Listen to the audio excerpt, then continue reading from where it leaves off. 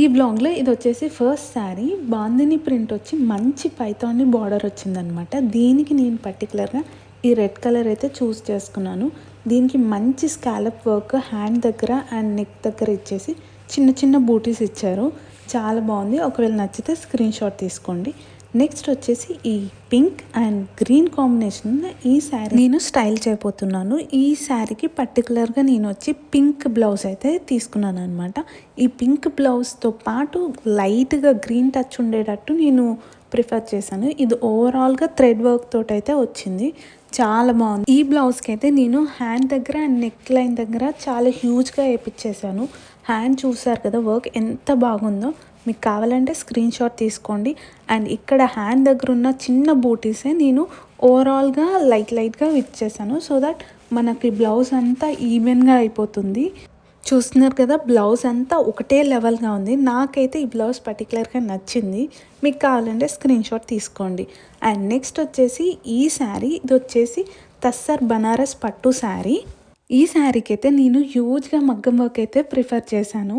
మగ్గం వర్క్ కూడా హ్యాండ్ దగ్గర నెక్ దగ్గర చాలా హైలైట్ అయింది. హ్యాండ్ దగ్గర చూస్తున్నారు కదా ఎంత బాగుందో. అండ్ చిన్న చిన్న బూటీస్ హ్యాండ్ వర్కే వేపించేసాను. ఓవరాల్ బాడీకి అయితే వాడలేదు. నెక్ దగ్గర ఉన్నది 2-3 లైన్స్ అయినా సరే చాలా బాగుంది శారీ వేసుకున్నాక. మీకు కనుక ఈ మగ్గం వర్క్ నచ్చితే స్క్రీన్ షాట్ తీసుకోండి. అండ్ నెక్స్ట్ వచ్చేసి నాకు నచ్చిన నా favourite orange and black colour ఉన్న ఈ చెక్స్ శారీని అయితే స్టైల్ చేయబోతున్నాను. దీనికి బ్లౌజ్ అయితే నేను ప్లెయిన్ బ్లాక్ అయితే బాగుంటుందని చెప్పి ఇలా ప్లెయిన్ బ్లాక్ తీసుకొని చిన్న చిన్న బూటీస్ అనేవి యాడ్ చేశాను. ఇవి డిఫరెంట్ బూటీస్. ఒక్కొక్క బ్లౌజ్కి డిఫరెంట్ బూటీస్ అయితే నేను వేపించడానికి ట్రై చేశాను.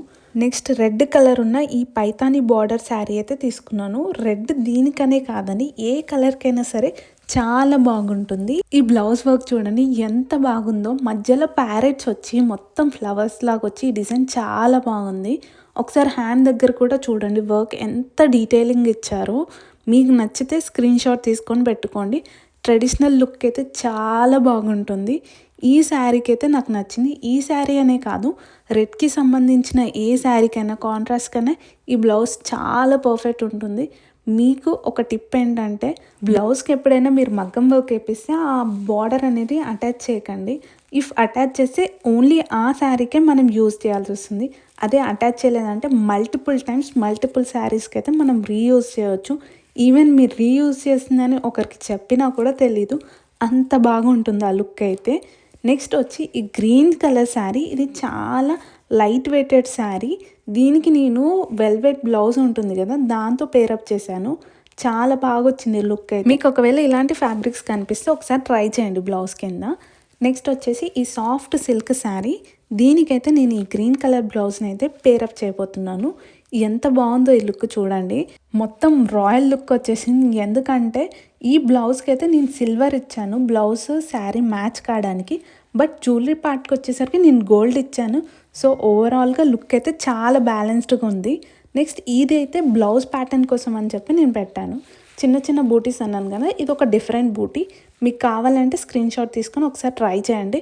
చాలా బాగుంటుంది. ఎలాంటి కలర్ అయినా సరే పింక్ కాంట్రాస్ట్ అయితే ట్రై చేయొచ్చు మనం.